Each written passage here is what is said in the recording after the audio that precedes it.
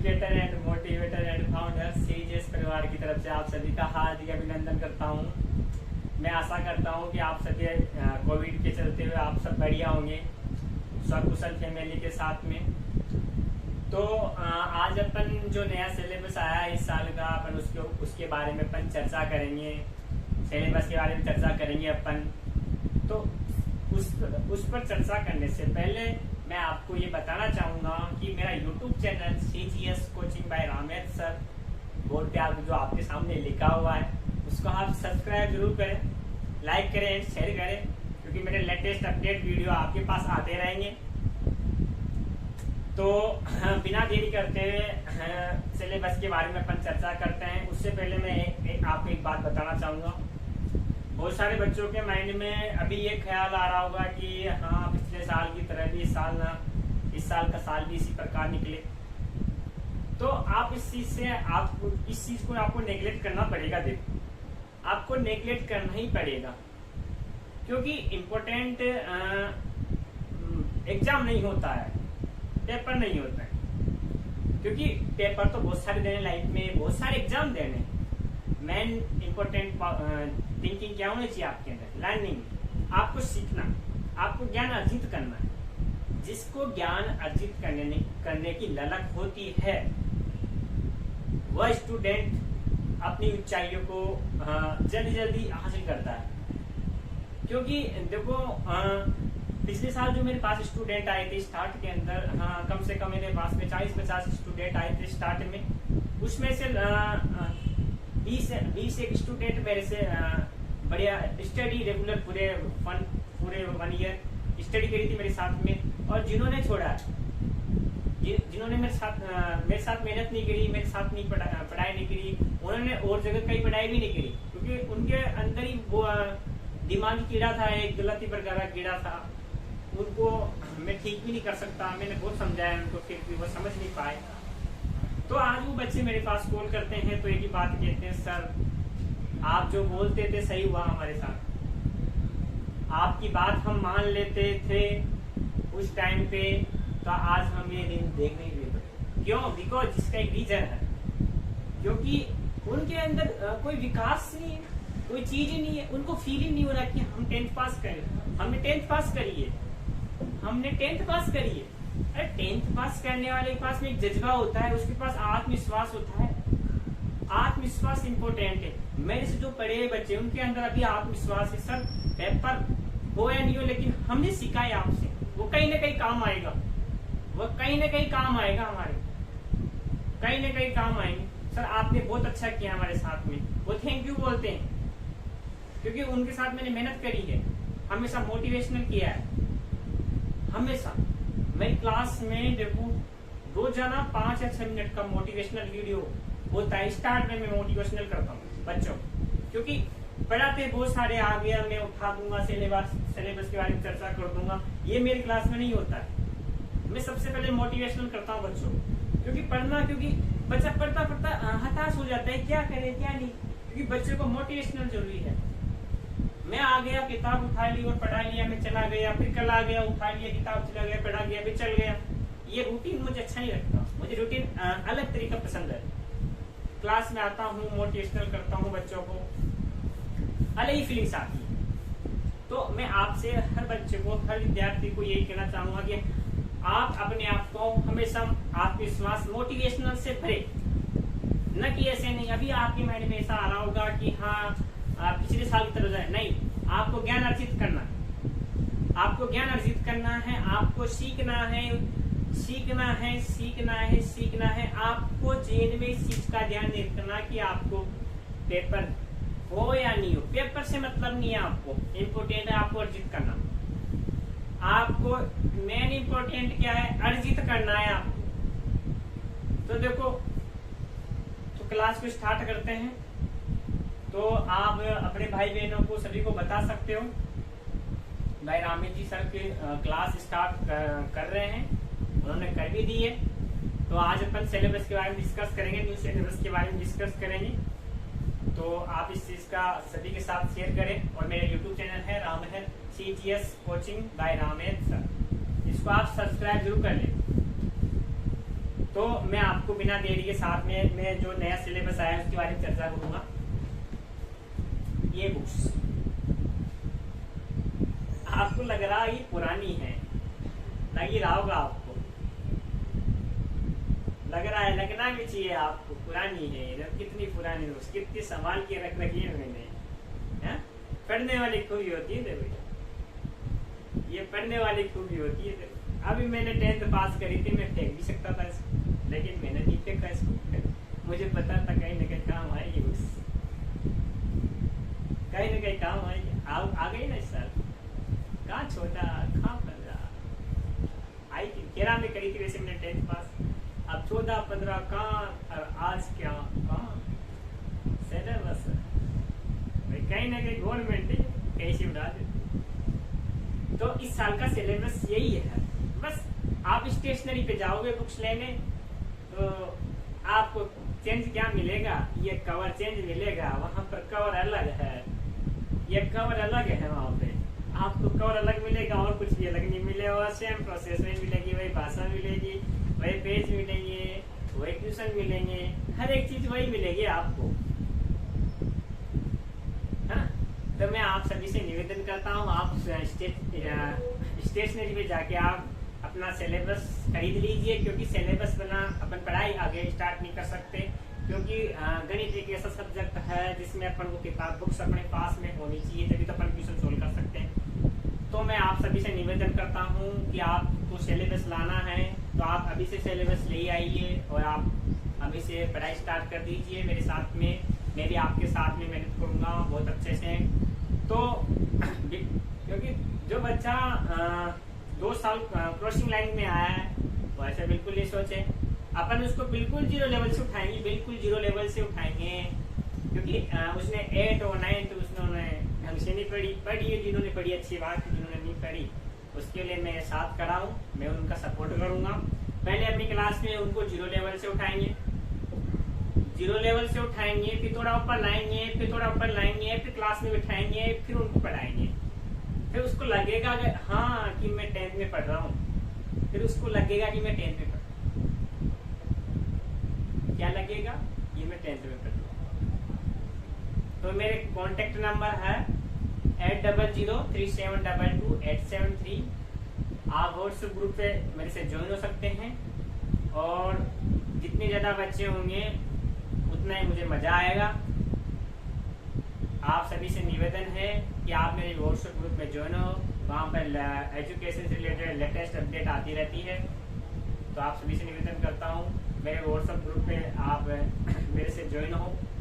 तो मैं आप सिलेबस के बारे में चर्चा करता हूँ। ये अपनी बुक्स है। तो पिछले साल का सिलेबस बहुत लेंथी था, इस साल का सिलेबस बहुत शॉर्ट है लेकिन हार्ड भी है।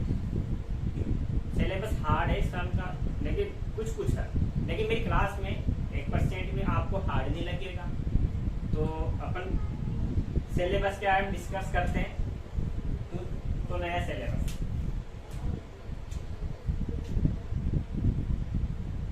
पहला चैप्टर इसमें वास्तविक संख्या।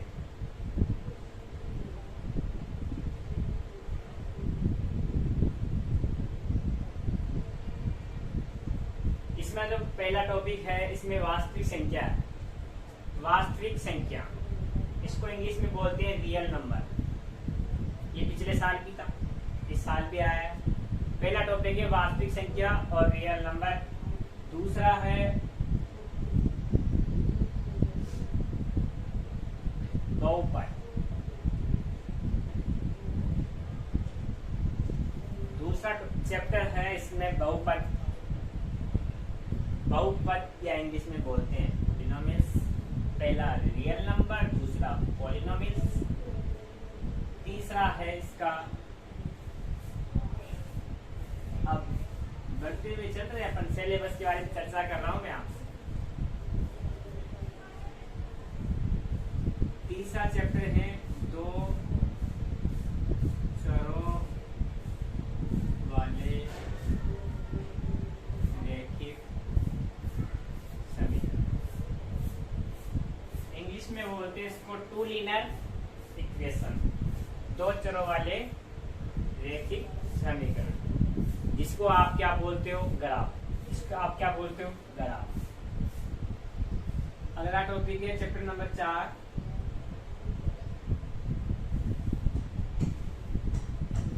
द्विघात समीकरण। द्विघात समीकरण क्वाड्रेटिक इक्वेशन। क्वाड्रेट यानी वृत्त। इंग्लिश में इसका शाब्दिक अर्थ होता है, मतलब इसका हिंदी में शाब्दिक अर्थ होता है वृत्त। जब आप किताब के अंदर पढ़ोगे तो आपको पता चलेगा भाई इसका वर्ग होता है, क्योंकि द्विघात होती है। इसमें दो घात के समीकरण आते हैं, दो घात के। द्विघात नाम से पता चलता है। क्वाड्रेट मतलब स्क्वायर होता है। स्क्वायर में क्या होता है? स्क्वायर मतलब तो क्वाड्रेटिक इक्वेशन मतलब द्विघात समीकरण। क्या है ये? द्विघात समीकरण। अगला चैप्टर है समांतर श्रेणी।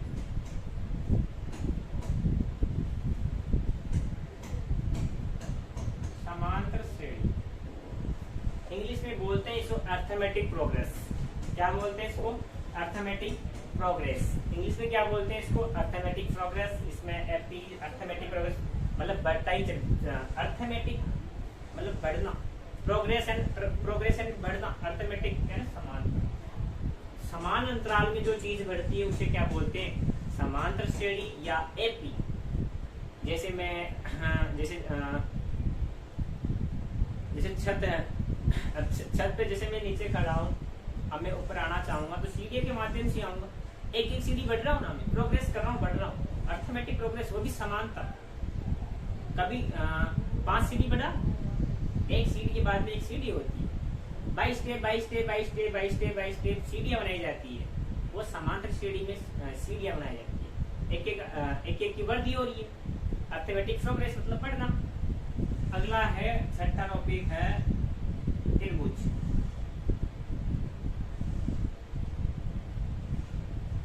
त्रिभुज। अब इसके अंदर अपन जैसे पिछले साल जो अपन ने पढ़ा था वहां पर तो क्या थी? चैप्टर नंबर 10 था। वहां पर देखो त्रिभुज के बारे में पढ़ेंगे, तो यहाँ पर थेल्स पर में पढ़ेंगे, आधारभूत अनुपातिकता पर में पढ़ेंगे। ऐसे इस टाइप के क्वेश्चन करेंगे। तो त्रिभुज में पढ़ने वाली प्रश्नावली जो बच्चों को सबसे ज्यादा टिपिकल यही प्रश्नावली लगती है। बच्चों को सबसे ज्यादा टिपिकल यही प्रश्नावली लगती है। लेकिन जो भी बच्चा मेरी क्लास में पढ़ेगा उसको 1% भी मैं डिफिकल्ट नहीं लगने दूंगा। 1% भी मैं डिफिकल्ट नहीं लगने दूंगा। तो त्रिभुज पढ़ने वाली प्रश्नावली इसमें तो थेल्स पर में इम्पोर्टेंट है, थेल्स पर में इम्पोर्टेंट है, और समरूप त्रिभुजों का क्षेत्रफलों का अनुपात एक इम्पोर्टेंट है। थेल्स पर में क्या होता है? थेल्स पर में होता है किसी त्रिभुज की एक भुजा के समांतर खींची गई रेखा शेष दो भुजा को समान अनुपात में विभाजित करे, उसे अपन थेल्स पर में या आधारभूत अनुपातिकता पर में कहते हैं। किसी त्रिभुज की एक भुजा के समांतर खींची गई रेखा शेष दो भुजा को समान अनुपात में विभाजित करे, उसे क्या बोलते हैं? थेल्स पर में या आधारभूत अनुपातिकता। अगला टॉपिक है 7वां ट्राइंगल त्रिभुज। इंग्लिश में ट्राइंगल बोलते हैं। निर्देशांक ज्यामिति। निर्देशांक ज्यामिति। Coordinate geometry. कोऑर्डिनेट ज्योमेट्री, निर्देशांक ज्यामिति। इसमें इस प्रकार के क्वेश्चन पढ़ेंगे। जैसे आपको दो बिंदु दे देंगे, जैसे ए दे दिया और बी दे दिया, तो इनके बीच की दूरी ज्ञात करने का सूत्र होता है x2 माइनस x1 का whole square plus y2 minus y1 का होल स्क्वायर। दो बिंदुओं की बीच की दूरी ज्ञात करने का यह सूत्र है। दो बिंदुओं की बीच की दूरी ज्ञात करने का सूत्र है रूट x2 माइनस x1 का square plus y2 minus y1 का होल स्क्वायर। इस टाइप के अपन अनुपात के 12 इस प्रकार के क्वेश्चन है। इस प्रकार के बहुत सारे टाइप के पढ़ेंगे अपन। इसी के अंदर पढ़ेंगे कोऑर्डिनेट ज्योमेट्री, इसी के अंदर अपन पढ़ेंगे निर्देशांक ज्यामिति। अगला टॉपिक है 8वां त्रिकोण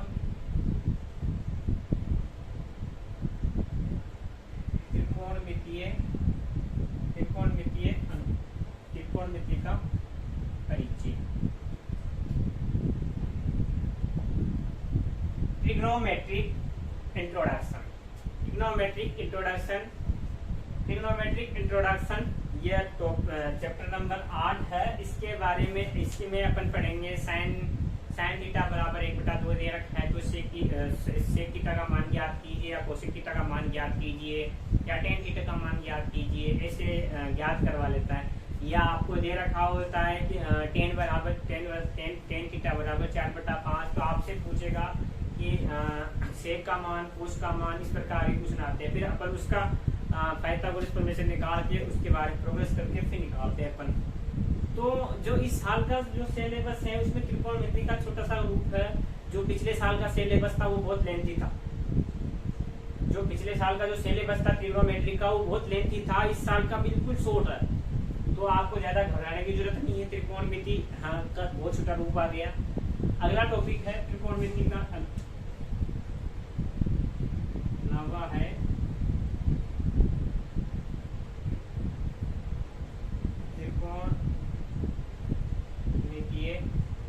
त्रिकोणमिति का अनुप्रयोग।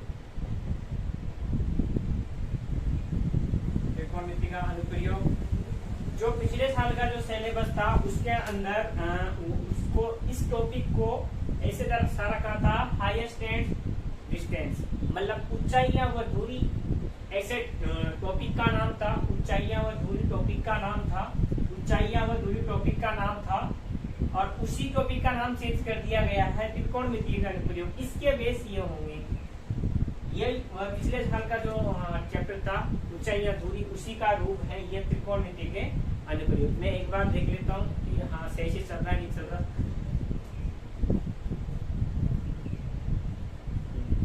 सही चल रहा है।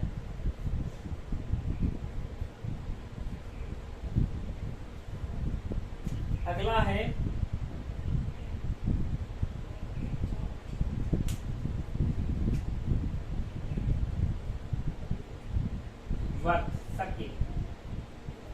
सर्किल। इसमें भी अपन परमे टाइप के क्वेश्चन करेंगे। इसमें भी वर्त जैसे टाइप के क्वेश्चन करेंगे। इसमें परमे वाले क्वेश्चन है, इसमें परमे टाइप के क्वेश्चन करेंगे अपन इस टॉपिक में। जैसे अपन त्रिभुज में भी परमे करेंगे और वर्त में भी अपन परमे करेंगे। अगला टॉपिक है 11वां रचना, कॉन्स्टिट्यूशन रचना। जब आप रचना आप सभी जानते हो जो अपनी मर्जी से होती है। मैंने ये काम किया, जैसे मैंने कोई चीज की, जैसे मैंने कोई चीज बनाई तो उसके बारे में लिखना। आपने कैसे क्या क्या किया है, आपने पहले क्या किया है, पहले क्या नहीं किया। जैसे मैंने क्लास ली स्टार्ट में, तो अब मैं कोई बोलेगा इसकी रचना करो आप, कोई बोलेगा भाई कोई भी आ गया कि हाँ सर आप इसकी रचना करके बताओ मुझे आपने अभी क्या किया है। तो सबसे पहले मैं क्या करूंगा, सबसे पहले मैं आया, मैंने इंट्रोडक्शन दिया। इंट्रोडक्शन देने के बाद में बच्चों को समझाया कैसे क्या करना है, कैसे क्या नहीं करना है। उसके बाद में फिर मेरे सिलेबस के बारे में डिस्कस किया। जो मैंने किया वही चीज लिखनी है, लेकिन आपको डायरेक्शन दी जाएगी। ट्यूशन बोलेगा आपको करना।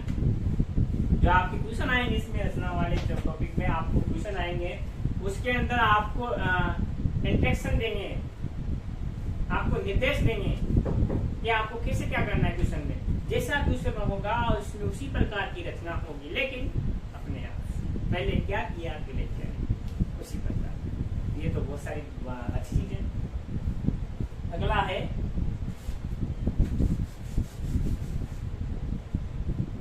चैप्टर नंबर 12,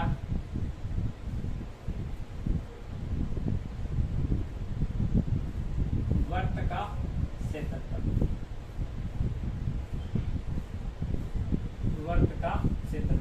वर्त का क्षेत्रफल क्या होता है, पाई आर स्क्वायर। दो केंद्रीय वर्तों का परिबद्ध क्षेत्र का क्षेत्रफल क्या होता है, पाई ब्रेक कैपिटल आर का स्क्वायर माइनस स्मॉल आर का स्क्वायर। इसी में इसी टाइप के क्वेश्चन देखेंगे, पर ज्यादा बड़ा चैप्टर नहीं है ये। अगला है पृष्ठीय क्षेत्रफल।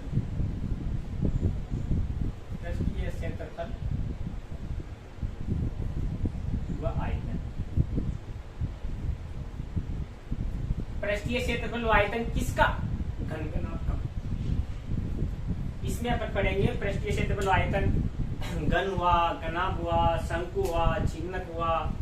पिछले साल का जो सिलेबस था उसमें छिन्नक नहीं था, उसके अंदर छिन्नक नहीं था, उसके अंदर छिन्नक नहीं था। इस साल के जो अपन पढ़ेंगे, गन गनाब पढ़ेंगे, शंकु पढ़ेंगे, बेलन पढ़ेंगे, लेकिन अलग से क्या पढ़ना पड़ेगा आपको, छिन्नक भी पढ़ाई करनी पड़ेगी। इस साल छिन्नक का भी टॉपिक आया है। इस साल अपन इसमें छिन्नक का पृष्ठीय क्षेत्रफल व आयतन पढ़ेंगे, घन का पृष्ठीय क्षेत्रफल व आयतन पढ़ेंगे, गनाभ का पृष्ठीय क्षेत्रफल व आयतन पढ़ेंगे, बेलन का पृष्ठीय क्षेत्रफल व आयतन पढ़ेंगे।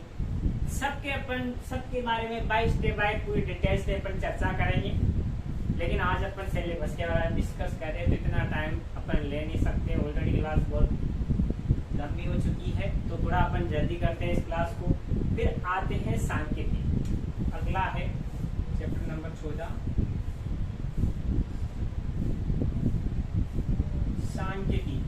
इंग्लिश में बोलते हैं स्टैटिक्स, इसको बोलते हैं सरफेस एरिया एंड टन, आयतन वॉल्यूम, इसको सर्किल ऑफ एरिया, इसको कॉन्स्टिट्यूशन, इसको सर्किल, इसको trigonometric use, trigonometric introduction, polynomial geometry, ऐसे इस प्रकार नाम इंग्लिश में है। आप इंग्लिश में भी याद कर सकते हो, हिंदी में तो आप कहते हैं। अगला है प्रैक्टा।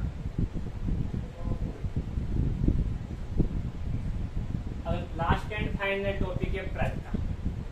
जैसे मैं आपसे पूछूं सूरज पूर्व में उगता है, इसकी क्या प्रायिकता? सूरज पूर्व में उगता है, इसकी क्या प्रायिकता होगी? मैं आपसे क्वेश्चन पुट अप कर रहा हूं कि सूरज पूर्व में उगता है, इसकी प्रायिकता क्या होगी? 100% बात सही है, तो इसकी प्रायिकता कितनी हो गई? 8। मैं आपसे ऐसे पूछ लेता कि सूरज दक्षिण में उगता है, मैं आपसे ऐसे पूछ लेता सूरज दक्षिण में उगता है, इसकी प्रायिकता क्या होगी? बताओ। सूरज दक्षिण में उगता है, इसकी प्रायिकता क्या होगी? It is not possible, it is not possible. दुनिया इधर से उधर हो जाए, लेकिन सूरज दक्षिण में नहीं हो सकता। इट इज नॉट पॉसिबल, असंभव बात है। तो असंभव बात की घटना हमेशा क्या होती है? 0। हमेशा 100% बात सही होती है, उसकी तो प्रायिकता 1 होती है। जो असंभव घटना होती है, उसकी प्रायिकता कितनी होती है? 0 होती है। और 100% बात सही हो, उसकी कितनी होती है? 1 होती है। जो 100% बात सही है, उसकी प्रायिकता तो 1 होती है। जो असंभव बात होती है, उसकी प्रायिकता कितनी होती है? 0 होती है।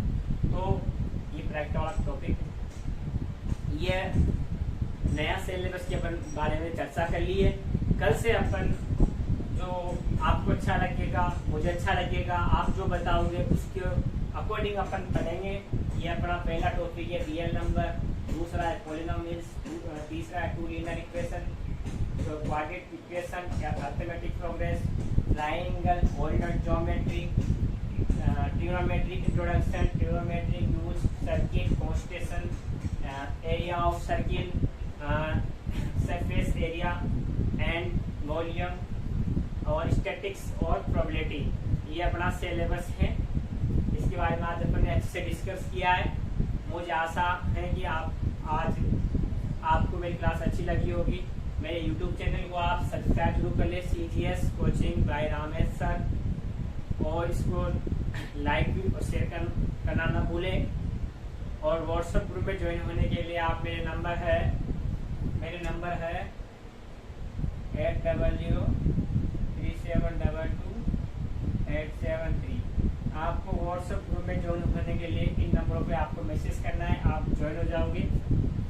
मेरी लाइव क्लास भी एंड रिकॉर्डेड क्लास आपको अवेलेबल करवाना मेरा महत्व है। आपका हित के बारे में सोचना मेरा मुझे कोरोना काल को देखते हुए क्लास स्टार्ट करी है, तो आप भी मुझे सपोर्ट करिए और मैं आपका साथ हमेशा चलता रहूँगा। और आपका साथ चाहिए मुझे, आपके सपोर्ट के बिना मैं कुछ भी नहीं हूँ, क्योंकि आपका सपोर्ट है तभी तो मैं यहाँ खड़ा हूँ। आप बिल्कुल लाइक एंड शेयर जरूर करें और कमेंट में बताइए मेरी क्लास कैसी लगी।